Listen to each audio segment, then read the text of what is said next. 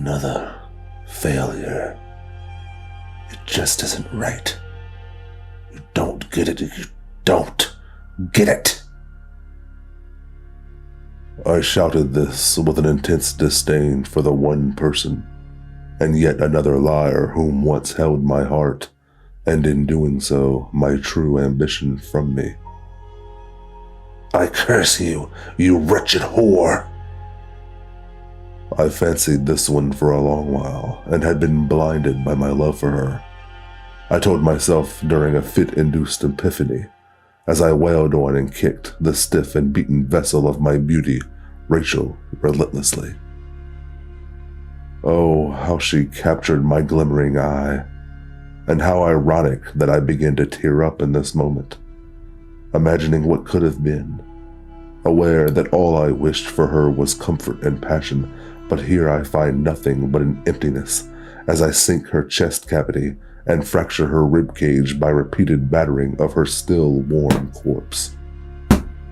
Localized pressure to her upper torso with strike after strike upon her lifeless frame. Defiant acts of violence and utter defilement completely degrade her being and tarnish even the remote possibility of her fitting into my perfect reality. An epiphany bred from defeat. A pity. I begin before I feel my throat harden and it difficult to breathe as the ongoing visage of a deceased Rachel starts to spurn my ability to offer any final words. Dissatisfaction, not sadness or a very real goodbye for my close friend, conjures a minor struggle within me. A Tourette-latent rant follows a broken heart as I bleed emotion into the following words. It is I who swore devotion to you. It is I who sacrificed what I perceived to be reality into obsession. You ungrateful heathen. It is I who traded tenderness for malice in an effort to keep away those who would unlatch your soul from me, and most importantly, to obtain your loyalty. You certainly had mine. I muttered to her as I dropped to one knee by her side. Holding her bludgeoned skull in my hand, I weave my fingers through the strands of blood-drenched and matted hair in order to attain a firm grip of Rachel, before sharing an epiphany. An epiphany born from a depressing equation. Defeat multiplied by failure, doubled by lack of creativity. No, it did not work, but with each failure I come closer, much closer, to a realization, a new light, of which has guided me to this vision, this venture of embodied wonder, and it was no longer a dream. This is what needed to be done. Pacing around my makeshift homestead of magnificent wonder, I find my disappointment again, but this time in the form of a second me, stuck inside a mirror that I knew all too well. This too was a creation of mine, a glass prison used to thwart the approach of those that weren't supposed to be here, and trapping them here as well. 'Twas an invention I had scrapped together for unknowing visitors to my wonderland. This particular device allowed for those that scurry madly through their day, just wanting to get through their life, a chance to live alongside me and all of my friends. In a world without the mundane and the routine, and free of judgment, they call me mad, but they cannot see. Come with me, I say, and still no one sees. But they will. All I can focus on now is the look of high hope on my manufactured doppelganger. It looked at me, but it was still smiling.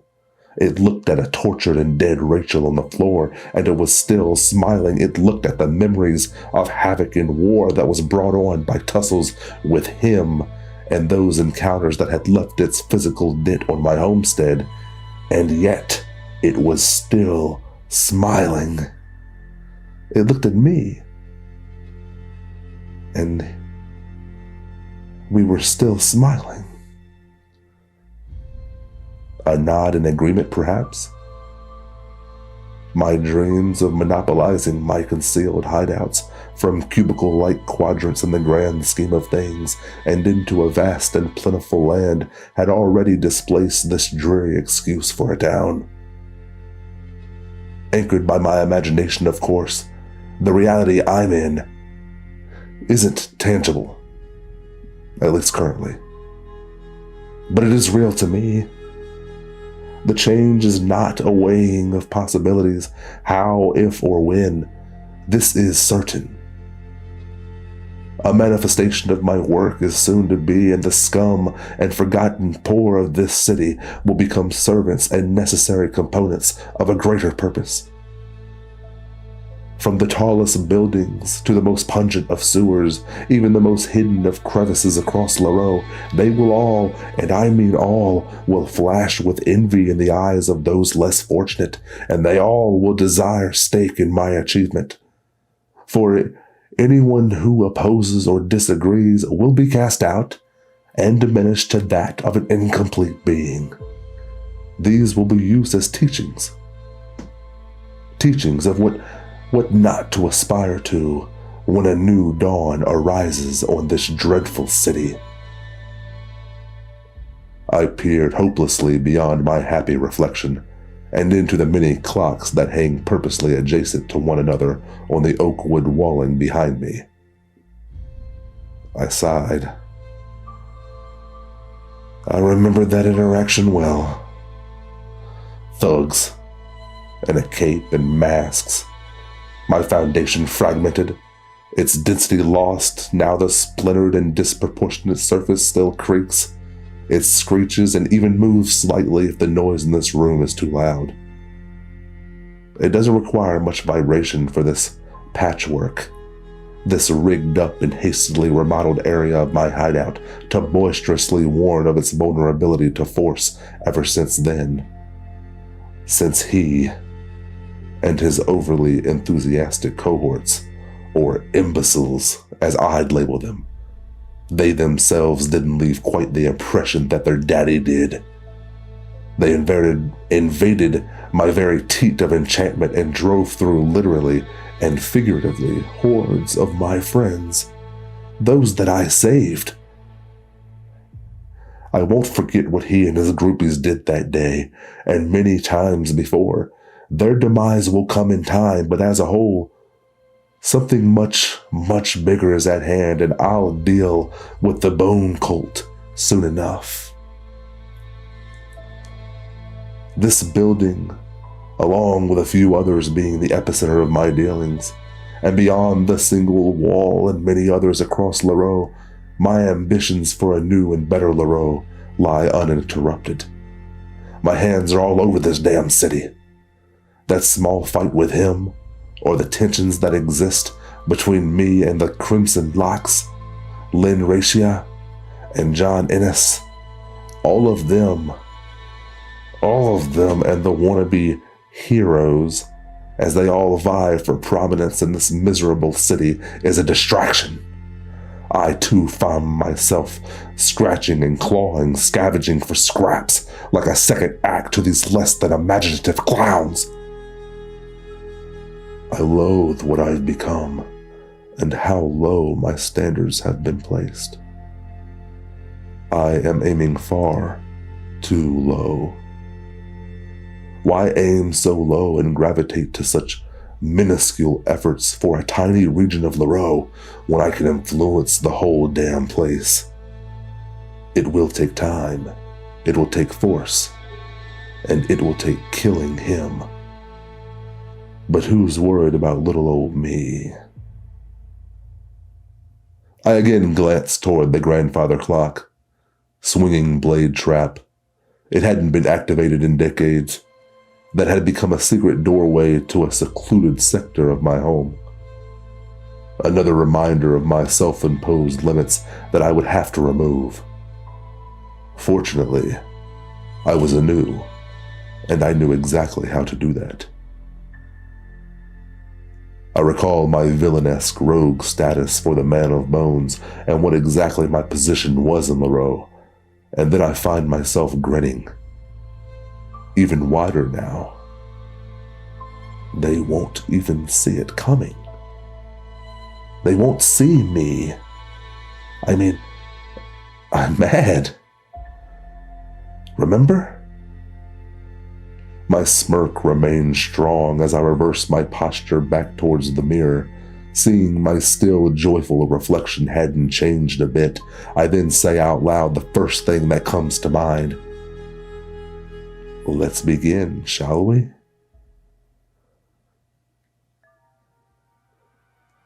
Tweedledee, Tweedledum. Can you see what we've become? No more games, no more fun, for so imminent is the day of the maddening one. So come along now, my haven, Pyre, Violet, Karis, and Dun. We move as a unit, for we've prepared as one. No more glimmer with no result. We cannot consider phoning this home. I've kept you all at bay, stowed it away, and at such a young age, so that you could join me one day. I cease for a moment and pinch the dramatic tone from peeling over into my next statement as I work to stand from my vintage accent chair. It was tall and equipped with an abundance of padding. It is a sleep-inducing nook simply on fabric alone. I'm always hitting the floor toes first due to my own shortcomings, so I often have to thrust myself from its hold by utilizing the expertly carved arms, clearly sculpted by a talented individual long ago, as my bearings to jump down and to regain my balance. I look in their direction, and with a slight sigh, I offer more condolences than rhymes. To your miserable cages and to your homes I came, all of you violated by your own name. Your parents never should have birthed you, and they know no shame, enslaved and codenamed for the pleasure it takes for them to atone pain. But yet all four of you I saved. As they stood in front of me, this quadruplet of what once intended to be perfections, I became more assertive and played to their nostalgic remembrance of our first encounter. Remember when I grabbed you awake and I told you my name? At first you all jolted in place as if you were going to escape, until I told you I'd show you a way to an extraordinary place. No. Now absolutely no time to delay. We have a game to go play. That was 15 years ago that I saved them. Now, these girls have turned full-bred women and were isolated and kept under my watchful eyes, and they remained there until I felt them completely trustworthy to mingle, at very specific times, with the outside world. Their devotion to me and complete gratefulness for sheltering them from further abuse was still ever thriving and has only increased over the course of 15 years. I continued enforcing my love for them for my own gain, and my own perfect deceit has become second nature. Don't get me wrong. Please don't. These girls grew up under my care, and I very much love them. As much as someone like me can love someone. But they, just like everything else that has opposed me in the past and will most certainly oppose me and my plans in the future, they will not stand in my way from obtaining and recreating a better Larowe, a Klive Larowe. I can and will certainly use their loyalty, though. As much combative preparation and training, and nothing short of hellish conditioning. Early sisterish bonding evolving into an unstoppable unit of death dealing. They have been and will be a proverbial ace in my hole.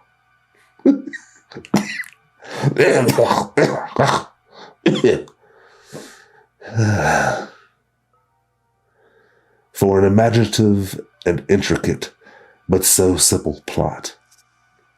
Everyone will see. Everyone will. I have a soft spot for these girls. I do. But again, there are bigger things that harden the very tissue behind that very small, soft area that their likeness for me have needed within me. So I placate to their development, and I manipulate my words, with unconditional love, of course, to suit each and every one of them.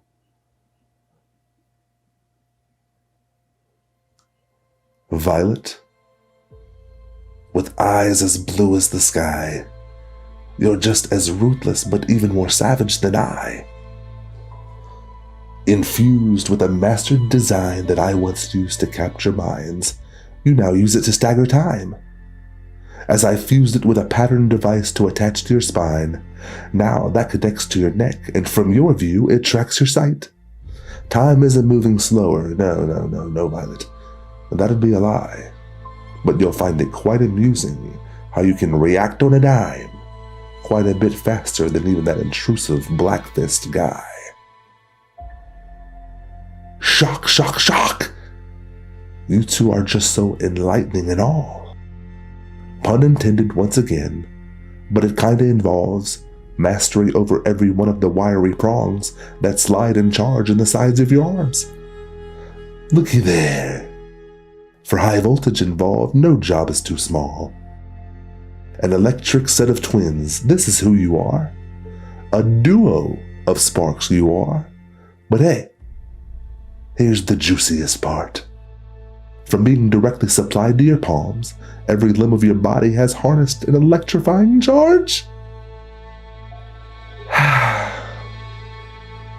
The oldest of the group. So swift you move. The potent precision in use when you're focused on who opposes you. With the darkness as your cover, you pray in the suit.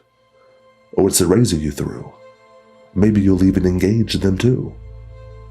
Again, no pun intended, but that in itself is quite engaging of you.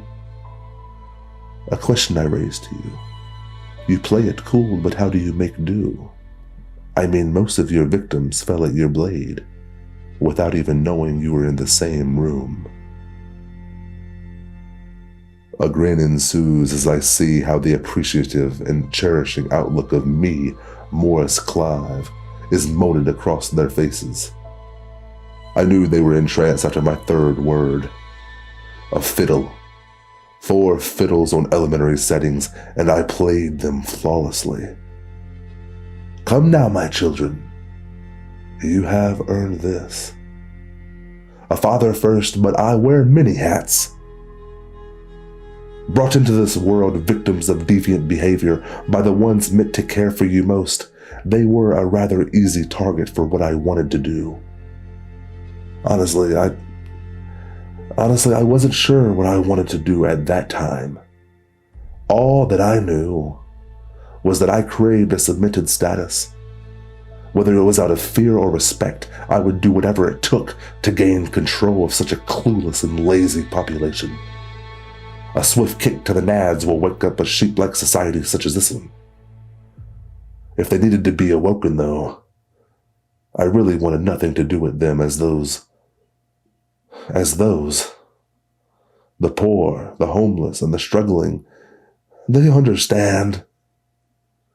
Without much in their life, they tend to truly appreciate opportunity. Klive City. Whether a pawn or a bishop or a king, you would be awarded opportunity under my rule. You'll all have purpose if I so deem it. As for Pyre, Violet, Karis, and Dunn, They all experienced despicable acts perpetrated on their self.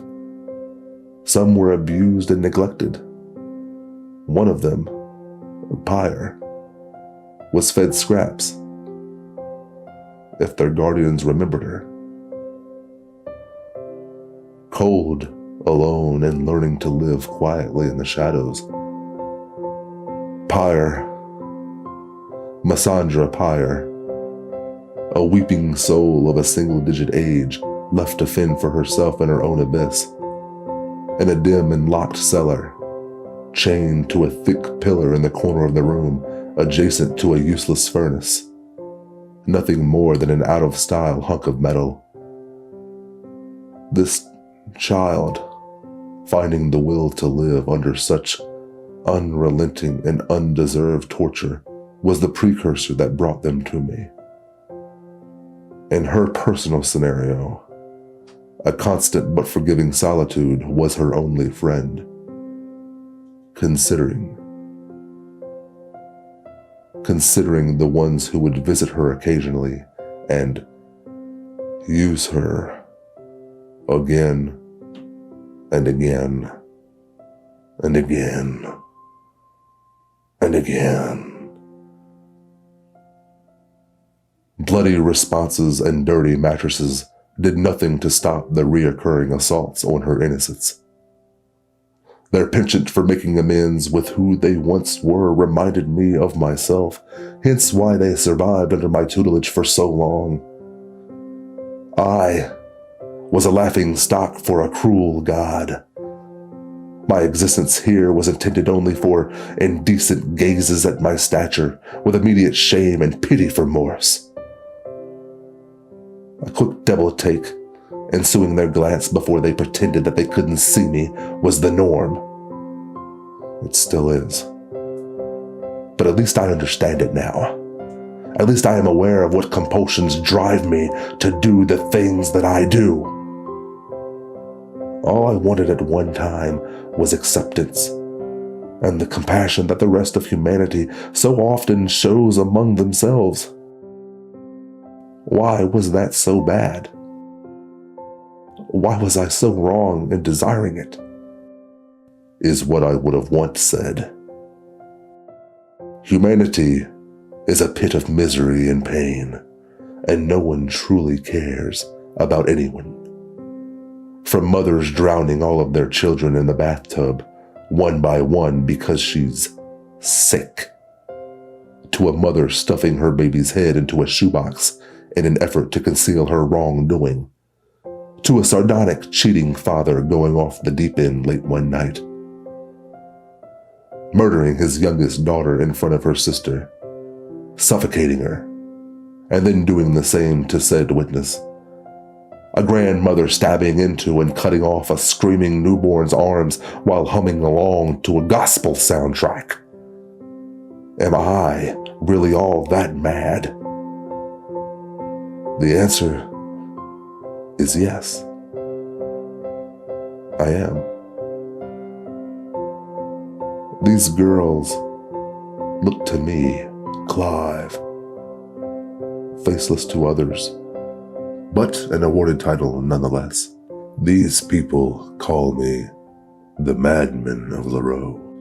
However, my girls look to me for guidance and life support. If I wanted to care for these angels, I would need to keep them safe and in seclusion for as long as possible. Was it for my own means? Largely, yes. But at least they were better off with me than they were with the deviants that littered the populace. I had so many locations across Larowe to house my girls, but none of those was ever going to be 100% safe from that uptight, bumbling, crusading psycho that perches atop rooftops. So I wasted no expense, and I wasted no secretion of brain matter that still functioned normally in even my ill-fated but abnormally sized skull. I hid my girls near water, and I raised them as my own for a very, very long time.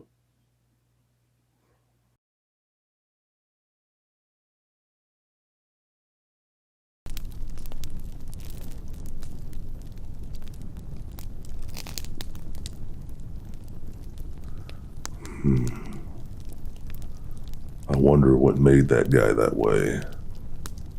Reminds me of some sort of comic book.